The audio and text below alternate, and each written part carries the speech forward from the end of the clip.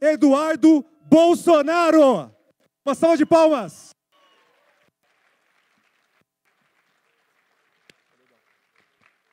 Aprendeu direitinho? Eu gosto assim, só os mais fortes. Só a resistência.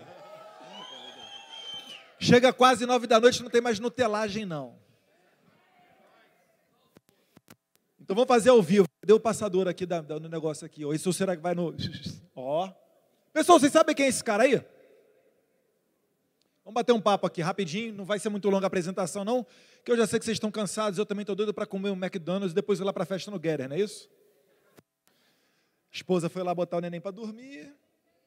É só ninguém fazer live e avisar para ela que já acabou aqui. Pessoal, esse aqui é o primeiro-ministro da Hungria, o Viktor Orbán. Tem passador de slide, não? Ou vai na mão? Está em cima do púlpito? Eu dei uma olhada ainda, tinha direto de Morro Agudo, passador de slide. Vamos ver aqui se eu fiz o curso de Harvard intensivo. Esse aí é o primeiro-ministro da Hungria, o Viktor Orbán. E por que eu vou falar dele? Porque a Hungria, gente, é um exemplo de sucesso, de muito sucesso. Alguém aqui acha que no Brasil as liberdades estão em risco? Alguém aqui já teve tweet deletado, vídeo do YouTube na pandemia deletado? Alguém já tomou gancho do Instagram? Alguém já foi impedido de fazer lives no Instagram? Pô, achava que isso era exclusividade do deputado. Se com o deputado acontece isso, né? Imagina com a população que não está no artigo 53 da Constituição. Mas vamos lá. Só para falar para vocês, depois da Primeira e da Segunda Guerra, eles perderam o império deles, né? Foi reduzido em 2/3 o território do Império Austro-Húngaro e foram mortas 2/3 da sua população. A Hungria ela foi parte da União Soviética, foi satélite da União Soviética, e depois, no final, lá, depois da queda do Muro de Berlim e o colapso da União Soviética, ela acabou tendo a sua, vamos dizer assim, sua independência. No final dos anos 90, olha lá, ó, de 98 até 2002, o Viktor Orbán, que é um conservador de direita, né, uma pessoa cristã, foi primeiro-ministro.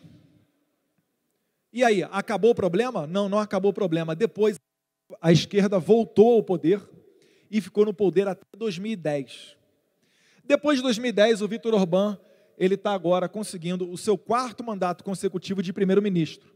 Lá as regras são um pouco diferentes, é um parlamentarismo. Então, se forem eleitos muitos deputados conservadores, o partido dele é o Fidesz, ele, por consequência, sempre acaba sendo escolhido pelos seus pares para ser o líder, né, do país. Primeiro-ministro, aquele que detém o poder, o orçamento e etc.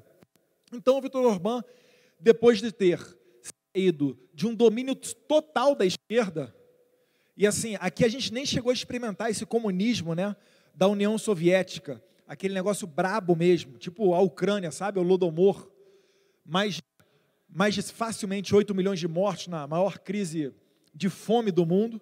Então, eles tiveram uma situação pior do que a nossa. Aqui tem um domínio da esquerda nas redações de TV, uma boa parte do judiciário tem essa ideologia esquerdista, desencarceradora, aquele direitos humanos que protege o vagabundo.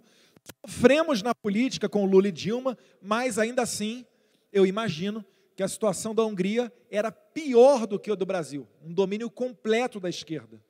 Bem, se eles saíram dessa situação e o cara está lá no 4º mandato de primeiro-ministro, eu acho que a gente tem alguma coisa a aprender com eles.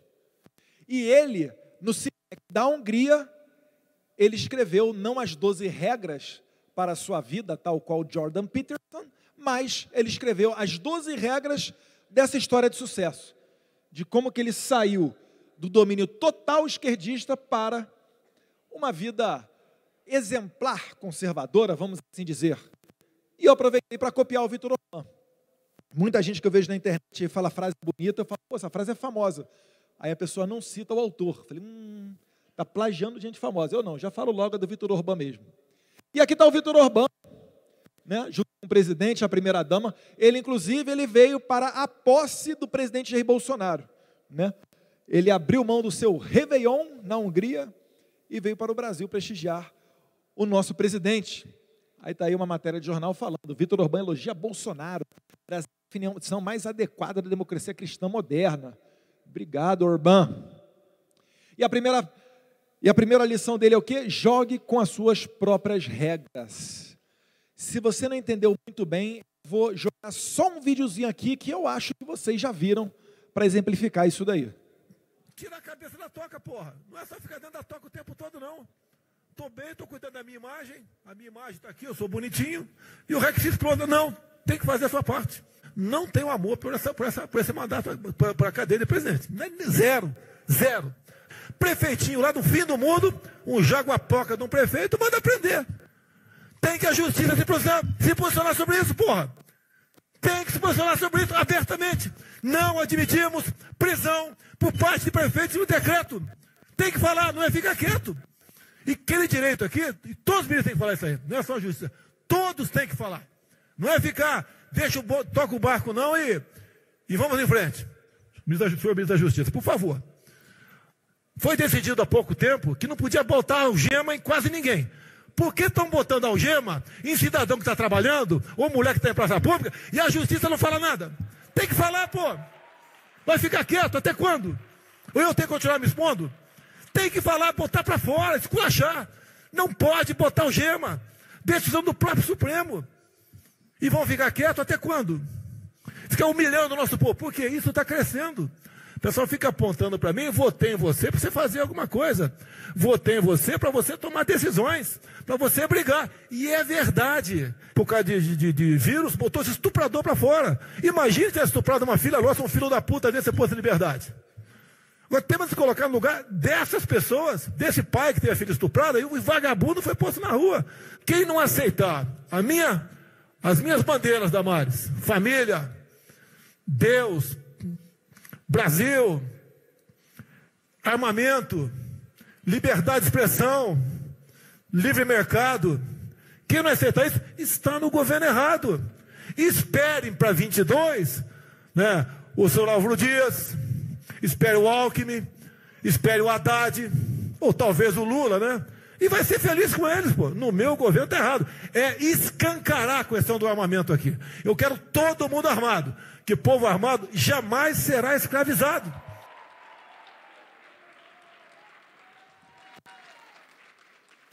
Basicamente é o seguinte, não serão os nossos inimigos que vão propor soluções do problema. Procurar, tem que ir atrás, fazer o seu. O presidente Bolsonaro foi o único a alertar, o único líder mundial, praticamente, se tiver outro microfone aí, que eu acho que está meio ruim, o único líder mundial a alertar sobre esse problema que teríamos de economia, em virtude desse lockdown exagerado.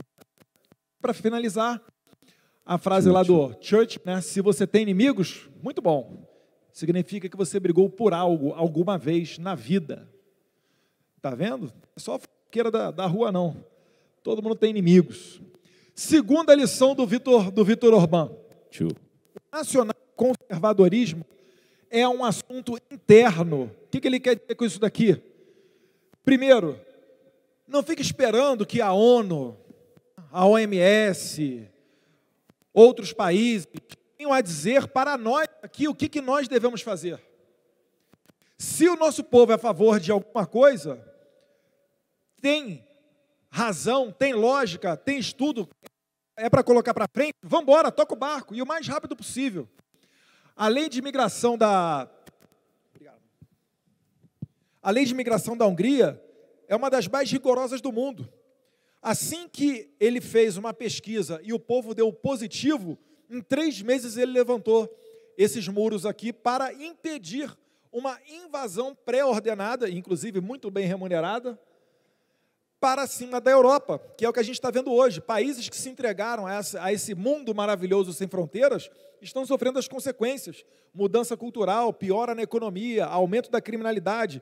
Você até vê, eu gosto de seguir um perfil chamado Based Poland, e ele sempre coloca comparações entre a Polônia e a França, a Polônia e a Alemanha. E a que eu mais gosto é a do Natal. Ele botou no Natal, salvo engano foi na Alemanha, vários homens armados nas ruas, militares, cheio daquele gelo baiano ou pilastra italiana para impedir que carros e caminhões sejam utilizados em ataques terroristas, atropelando as pessoas, como já aconteceu lá em Nice, na França. E do outro lado a imagem da Polônia. Um Natal normal, tranquilo, árvore de Natal, família presente. Então tá aí. Ouça o seu povo e faça rápido. Terceiro ponto que Vitor Orbán fala, os interesses nacionais na política internacional. Aquilo que é exemplo para nós, aquilo que dá certo no país, tem que ser levado para o exterior, tem que ser propagado, dito aos outros líderes. A gente tem que ter essa comunicação. E tem que ser o quê? O nosso país primeiro, Brasil first. Não tem que ficar, eu não vou falar porque vai soar muito nacionalista. Aí algumas pessoas tentam dizer que o nacionalismo, aí tentam lembrar que tem a ver com Hitler, que o Hitler era muito nacionalista e começou a invadir os povos ao redor da Alemanha. Enfim, bobeira. O nacionalismo tem uma razão de ser. Aqui a gente gosta de quê? De arroz, feijão, bife com batata frita, torcemos para a seleção brasileira, falamos português, somos de maioria cristã.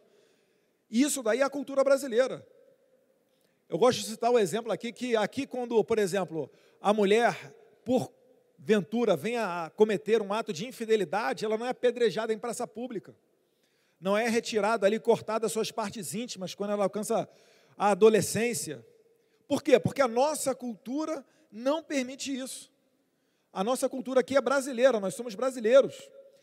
E aqui é a parte que eu mais gosto. Tenha a sua própria imprensa. O Vitor Orbán, ele apanhava muito da imprensa esquerdista, militante, tal qual o Jair Bolsonaro aqui no Brasil. E como é que essa realidade foi mudada? Foi mudada porque milionários húngaros, ou eles compraram essas imprensas, ou eles abriram as suas próprias. Então, o que era majoritariamente ataque ou aquela crítica construtiva contra o seu governo, passou a dar voz à sua visão de mundo. Colocou no debate os problemas reais da população. Não ficava só aquele blá blá blá esquerdista, né? Miriam Leitão, inflação desacelera, traz um pequeno alívio, mas permanece em 2 dígitos. Ou então outra aqui da UOL, recente também, Brasil volta ao 6º lugar em investimentos no mundo, mas retomada é parcial. Esses caras estão torcendo contra o Brasil. Porque para eles, vale a pena sacrificar o emprego do brasileiro, até porque a expectativa que eles têm é que no futuro, se voltar o presidente que eles adorariam, eles vão ser muito bem remunerados, obrigado. Ou aquelas fake news, né? Que estão voltando a se repetir agora com a proximidade da eleição. Haddad vai a 22%, Bolsonaro perde de todos no segundo turno. Eu queria saber quando é que o Bolsonaro ganha de todos, né? Foi só no mundo real. Mas é importante você ter a sua própria imprensa, por quê? Porque só assim você vai dar voz às suas ideias. Só assim você vai quebrar a espiral do silêncio. O que é a espiral do silêncio? É aquele negócio, todo mundo fica quieto, olhando a televisão, o que sai na Globo é tido como verdade. Hoje em dia, com a internet, você tem a possibilidade de colocar a sua opinião na rede social, você começa a perceber que, olha, até que esse Jair Bolsonaro não é tão maluco, não. Eu apoio, ele apoia, ela também. Olha aqui, mais uma concordância. E isso daí tira o sono desses caras. As tias do Zap tiram o sono desses caras. Elas é que estão fazendo essa verdadeira revolução. Senão não estaria aí inquérito das fake news, inquérito dos atos antidemocráticos, mandando até deputado para a cadeia, fechando imprensa como o Terça Livre, exilando jornalista como Alan dos Santos, prendendo outros jornalistas como Oswaldo Eustáquio, e assim por diante. Exponha a agenda do seu oponente. Isso aqui eu vou dar uma dica para vocês. Por vezes, nas redes sociais, às vezes eu coloco um post, e algumas pessoas vêm e falam, mas teu pai tem que fazer isso, teu pai tem que fazer aquilo, etc. Elas não se dão conta que o primeiro passo é expor. Não tem problema, pode falar, pressionar, dar dica, criticar, isso aí não é o que nos incomoda, até porque a gente sabe que na nossa posição, a gente está aí para isso mesmo. E muitas das vezes, a gente consegue escutar. Mas expor é sempre o primeiro passo. Não ache que é uma coisa menor quando você coloca uma decisão da STF, quando você coloca um bandido que foi posto à rua e critica isso, não ache que isso daí é algo menor. Você está contribuindo com um grãozinho de areia na construção desse castelo chamado Brasil. Quer ver só? Quem é que não se irrita? Quem é que não se indigna com esse tipo de coisa aqui? Eu, sinceramente, de vez em quando, eu fico imaginando que Deus é petista. Eu não posso ver mais. Ah, vá, vocês estão rendendo, né, petista? 15 anos assaltando e sendo violentada, patinado pela polícia, às vezes inocente, ou às vezes porque roubou um celular. As mulheres pobres, elas morrem tentando fazer aborto porque é proibido, o aborto é ilegal. Quando, na verdade, deveria ser transformado numa questão de saúde pública e todo mundo ter direito e não ter vergonha. Nós vamos ter que regulamentar as redes sociais, nós vamos ter que regulamentar a internet, vamos ter que colocar um parâmetro, porque se eu votar eu também vou regular os meios de comunicação desse país. É dizer que tal conteúdo não pode ser publicado porque ele é ofensivo à sociedade brasileira. Se a gente pegasse, mapeasse o endereço de cada deputado e fosse 50 pessoas na casa do deputado, conversar com a mulher dele, conversar com o filho dele, incomodar a tranquilidade dele. Sabe, a chamada classe média ostenta muito um padrão de vida acima do necessário. O que é necessário para sobreviver? Tem um limite. Eu quero ter um carro, eu quero ter uma televisão. Não precisa ter uma em cada sala. Uma televisão já está boa. Que pensa a elite brasileira. Ela é escravista. Aqui no Brasil, a metade dela é escravista. Essa guerra seria resolvida aqui no Brasil numa mesa tomando cerveja. Se não na primeira cerveja, na segunda. Se não desce na segunda, na terceira. Se não desce na terceira, até acabar as garrafas, a gente iria fazer um acordo de paz. Agora, eles sabem o que fizeram comigo. Eles sabem. Então, eles sabem que é preciso mudar. Essa pauta da família, a pauta dos valores, é uma coisa muito atrasada. Ele está fazendo um favor para vocês, ó. Tira daí. É sensacional, né? O cara fala que vai resolver a guerra tomando... Imagina o Bolsonaro falando, a gente vai resolver essa guerra, eu vou lá no Putin agora, a gente vai tomar uma, vou chamar o Zelensky, a gente vai tomar outra, e a gente vai ficar tomando até a gente resolver o problema da guerra. Imagina se o Bolsonaro falasse uma asneira dessa. Enfim, fora as outras, né? Que vai confiscar a arma do pessoal, acabar com o clube de tiro, demitir 8 mil militares, aborto, enfim. É inacreditável, que uma pessoa dessa tem uma cara de pau ainda de pesquisa colocar em primeiro lugar. Mas as agendas dos nossos oponentes também incluem, isso é um bate-papo que dá para aprofundar muito mais, tá?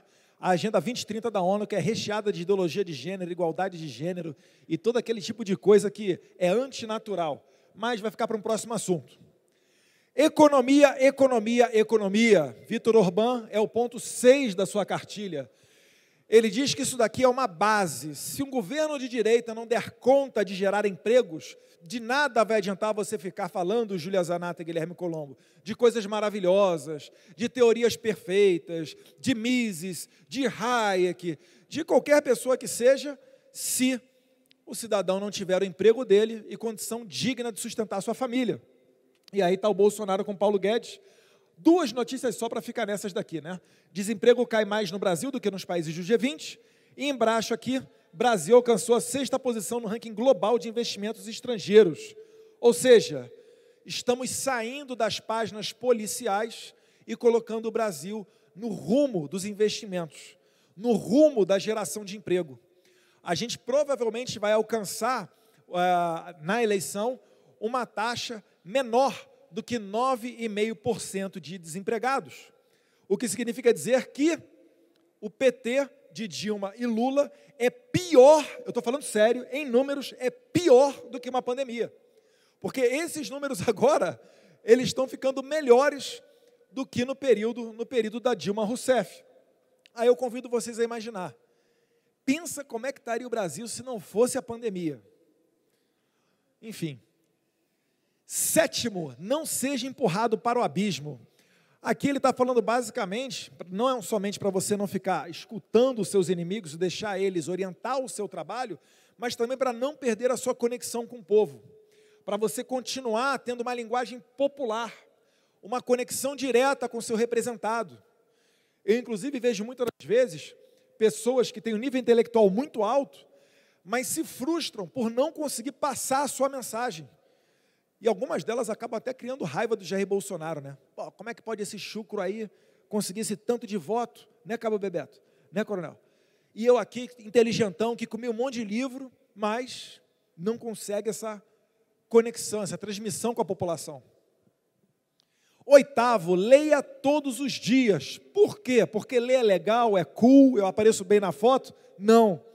É porque o mundo ele é muito complexo e alguns assuntos não estarão disponíveis no seu smartphone, na televisão ou em outros meios de comunicação. Então faz-se necessário você se debruçar com profundidade em assuntos que realmente interessam. O Olavo de Carvalho, né, enfim, uma pontinha do que ele fazia era na política, mas ele tinha muitos estudos também com relação à religião. Foi condecorado, inclusive, por autoridades islâmicas pelos seus estudos da fé islâmica. E era uma pessoa que, por ter toda essa bagagem, conseguia fazer previsões de futuro antes de todo mundo. Foi assim que o Olavo de Carvalho ele ganhou crédito. O que aconteceu? Nos anos 90, caiu o Muro de Berlim, 1989. Colapso da União Soviética, os americanos comemorando, acabou a Guerra Fria, acabou o comunismo. Aí vinha Olavo e falava, meu amigo, calma, o comunismo não acabou. Tem uma entrevista até com o Pedro Bial, como assim não acabou e tal? Aí ele, não, os caras estão só se reorganizando, espera que eles vão voltar. 1990, foi criado o Foro de São Paulo. Em 1999, você já tinha Hugo Chávez no poder. 2002, Lula. 2006, Evo Morales. Aí Correia, Kirchner, depois veio Maduro, enfim, está lá, toda a rapaziada lá de volta. Ele, inclusive, definia, esse pessoal de esquerda, né, os marxistas, ele não define como uma ideologia, ele define como um movimento, porque a toda hora eles estão na tentativa e erro, mudando a sua estratégia de chegada ao poder. Então, leia todos os dias, até porque você precisa conhecer o seu inimigo. E a maior parte do pensamento marxista está apenas nos livros. Tem uma passagem do Sun Tzu, A Guerra da Arte, em que diz que se você conhecer a si mesmo e não conhecer o seu oponente, para cada vitória você terá uma derrota. Se você não conhecer nem a si e nem ao seu oponente, você vai perder todas as batalhas.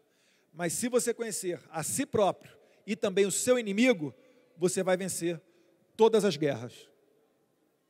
Nono, tenha fé. Essa parte daí é bem interessante, que o próprio Viktor Orbán, primeiro-ministro da Hungria, falava, né, que ele não era, no passado, essa pessoa tão conectada à fé, mas que ele conseguiu enxergar muito valor. Principalmente por quê? Porque se você não acreditar que haverá um juízo final, você pode, por vezes, pensar que você, numa alta posição na sociedade, é o próprio Todo-Poderoso. Vocês estão conseguindo achar conexão com alguém? Já pensou em 1, 2, 3 pessoas? Todo-Poderoso, sereis como deuses, ou sereis acima de deuses? É. Muito comum nos países comunistas, né, ter muita gente que seja denominada ateia.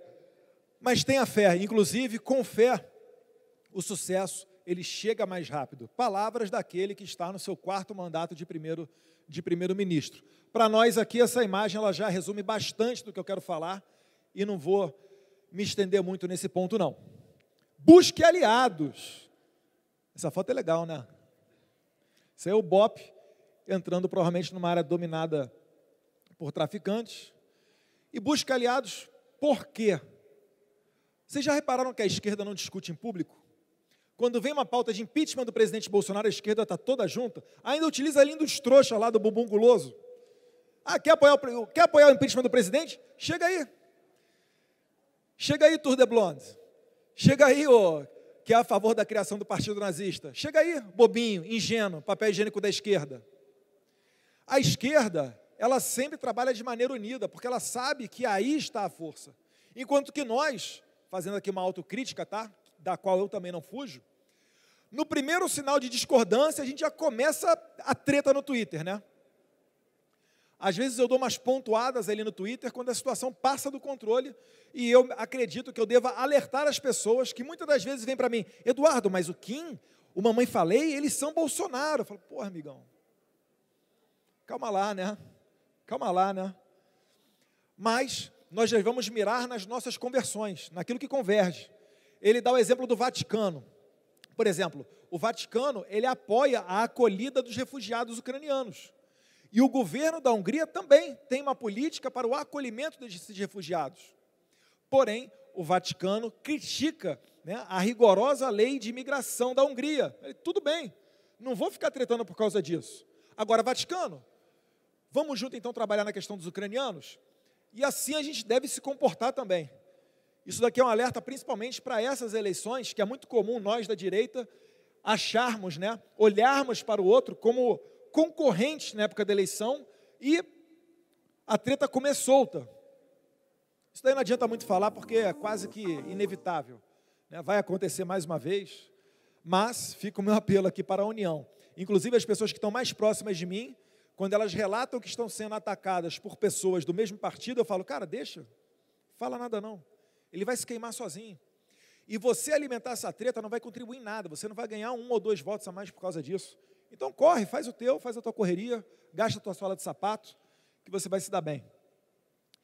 Construa comunidades. Eu citei aqui alguns exemplos, principalmente norte-americanos, que sim, eu copio o que dá certo nos Estados Unidos, quero trazer para cá. Eu acho que há mais de 100 anos, né, é um exemplo para nós, é o farol da liberdade. Inclusive os Estados Unidos, que desde o final do século XVIII tem sucessivas eleições. E eu acho sim que a gente deva copiar algumas coisas. Por exemplo, tem o Turning Point USA, o CPAC ali com o Matt Schlapp e a Mercedes Schlapp, SHOT Show, a maior, não é feira, né, porque não é compra e venda, é a maior convenção de armas do mundo. PragerU, né, Prager University, eu gosto muito dos vídeos que eles fazem. Aqui está uma foto no Brasil da Marcha para Jesus, e aqui está as Mães da América, contra qualquer tipo de doutrinação nas escolas, dentre outras pautas. Por que construa comunidade? Porque todo mundo quer se sentir fazendo parte de algo. Quando você se encontra com o outro, você tem mais certeza daquilo que você quer. Enquanto que você isolado, sozinho, você é presa fácil para um cara da esquerda chegar e começar a mentir no teu ouvido. Porque você não vai ter com quem trocar ideia e ver ali, opa, isso aqui está errado, isso aqui está certo. O Vitor Orbán ele é até categórico quando ele aconselha aos políticos o seguinte, que mais comunidades significam mais votos. Então, assim, aqui é bacana, estão as pessoas que se consideram conservadoras, mas, poxa, você tem a igreja, você tem um grupo jovem, né? Você tem o pessoal que gosta de armas de fogo, você tem o pessoal que gosta de história, você tem aqui as mães que têm a consciência que seus filhos estão sofrendo doutrinação ideológica pesada dentro das universidades e escolas. Então, construa as comunidades, tenha esse grupo, não é só o grupo do futebol, não. E por último, crie institutos. Por que os institutos são importantes? Porque nós políticos, a gente vem e vai. Daqui a pouco o Jair Bolsonaro morre, mais um pouquinho eu morro, mas, as instituições elas são permanentes. Por exemplo, a Heritage Foundation, que é a que eu mais gosto, uma das que eu mais gosto, né? Ela está desde os anos 70 em atividade. O orçamento dela, hoje, é cerca, se eu não estiver enganado, de 80 milhões de dólares. A maior parte desses 80 milhões, a esmagadora parte desses 80 milhões, sabe quem é que faz em doações? Não são grandes doadores. É aquela tia do Zap, lá no interior de Ohio, sabe? É 20 dólares, 30 dólares, 50 dólares. E assim eles mantêm as pessoas mobilizadas. Porque quando você também dá dinheiro, você presta atenção para ver para onde é que o seu dinheiro está indo. E se eles não tiverem uma resposta satisfatória, eles deixam de doar. Então é muito importante que você tenha esse tipo de iniciativa, e você vai hoje lá nos Estados Unidos, é um baita prédio da Heritage Foundation.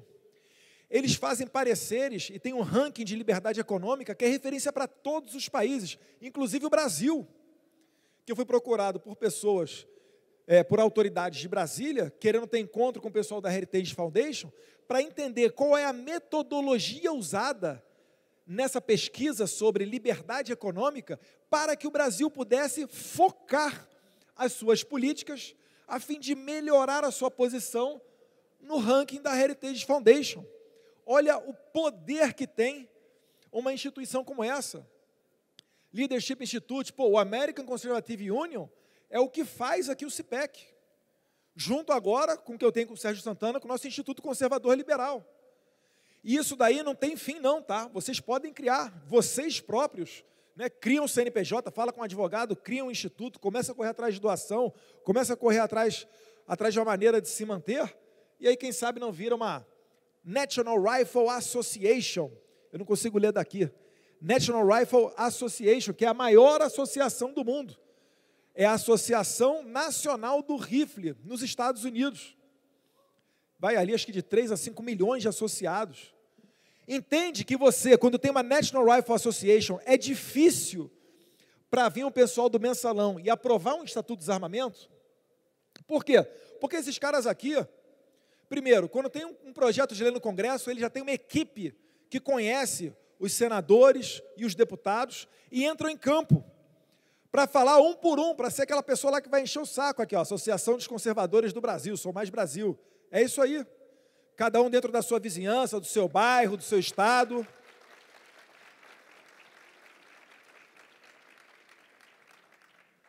Muitas das vezes tem um projeto de lei que entra em pauta. Vamos pensar lá, projeto 2630, pele das fake news. O que é que vocês normalmente fazem? Vocês tweetam e me marcam. Eduardo, está acontecendo isso, entra em campo, não sei o quê, tal. Beleza, a gente vai lá. Agora, pode cair no meio de um CIPEC, eu posso estar numa missão internacional, eu posso estar numa missão na Amazônia, e aí? Esses caras aqui, já tem gente totalmente preparada, até alertando os deputados, olha, vai entrar um projeto de lei lá na comissão tal, pé de vista, assim, assado. É claro, a gente tem assessoria? Tem assessoria. Mas a minha assessoria, ela trabalha para um deputado. Isso aqui não. Isso aqui ele já chega com o manto da imparcialidade. É mais ou menos comparando, né, o que o ProArmas faz aqui no Brasil.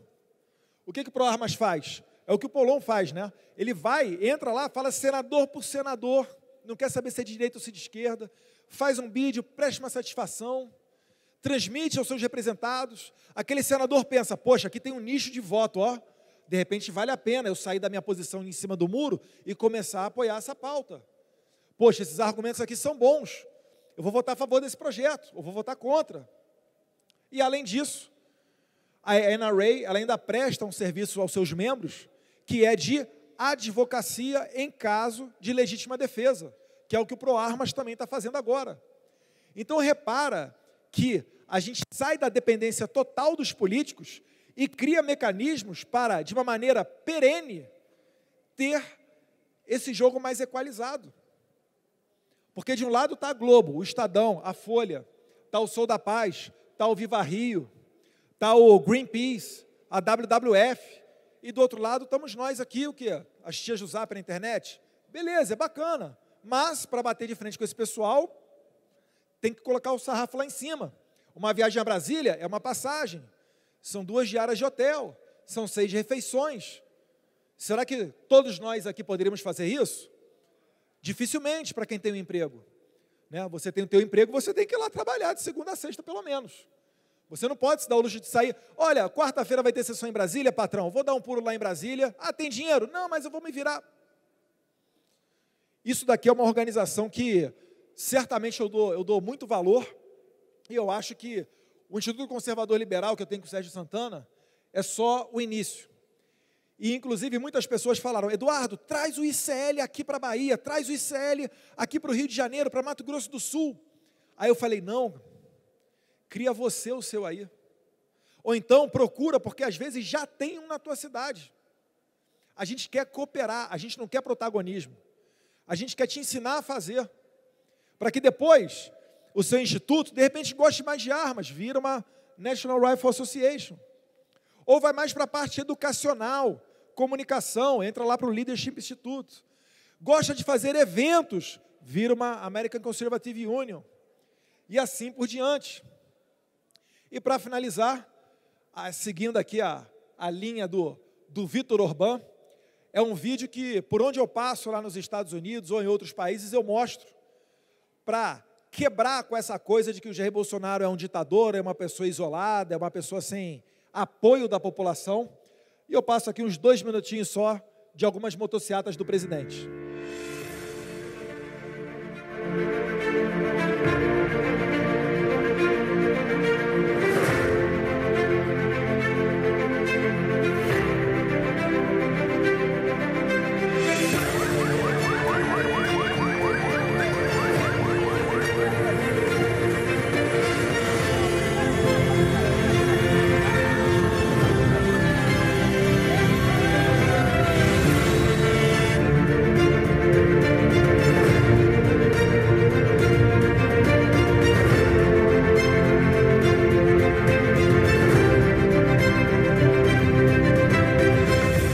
Imagina a raiva dos esquerdistas. Aí é São Paulo, ó.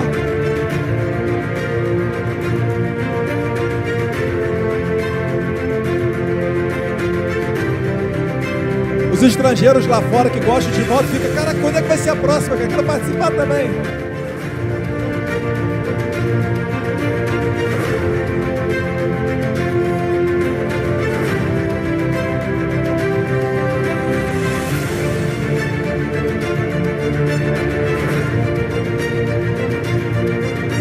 Chapecó, oeste de Santa Catarina. Olha o vovô do Zap aí.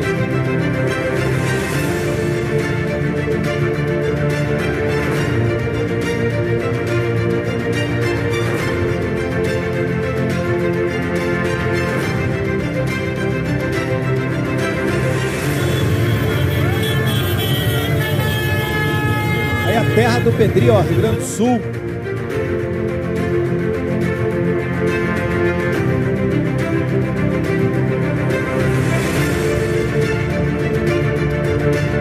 Como se não bastasse por terra, também por mar.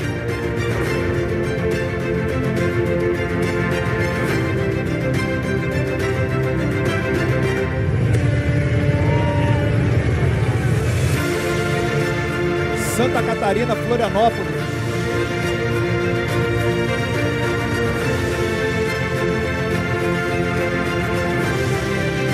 Perde para todos no segundo turno, não é isso?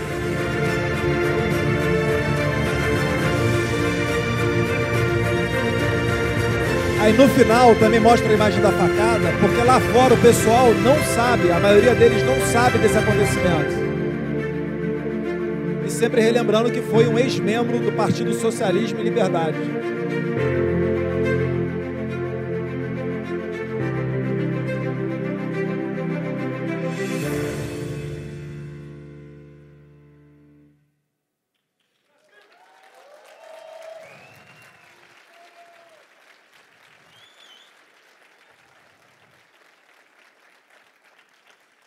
Pessoal, eu estava olhando ali no canto, ali está o Capitão Derrite, e eu estava falando de união, para vocês verem como é que é algo interessante para a sociedade brasileira. Eu estava numa viagem oficial aqui de 22 dias, onde a gente passou por 11 países, né? Chega aí, Derrite. Onde a gente passou por 11 países, a maioria deles árabes e 2 do leste europeu, a Hungria e a República Tcheca. E aí entrou em pauta na Comissão de Segurança Pública um projeto meu que trata da publicidade de armas de fogo, né, torna viável a publicidade de armas de fogo, e também acaba com uma coisa que já chegou, um assunto que já chegou até a mim, pelo menos 2 vezes, que é o banco dar um tratamento diferenciado aos donos de clube de tiro. Ou seja, o cara tem um CNPJ, que ele tem um comércio, e no outro CNPJ ele tem a loja dele de armas. E aí o banco fala, não vou poder te dar aquela taxa de juros, porque você tem aqui uma loja de armas, é contra a política do banco, enfim, para acabar com esse preconceito também. Estava no exterior. Quem é que aprovou o projeto?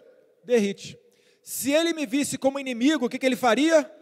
Colocaria para baixo o projeto, deixaria caducar lá.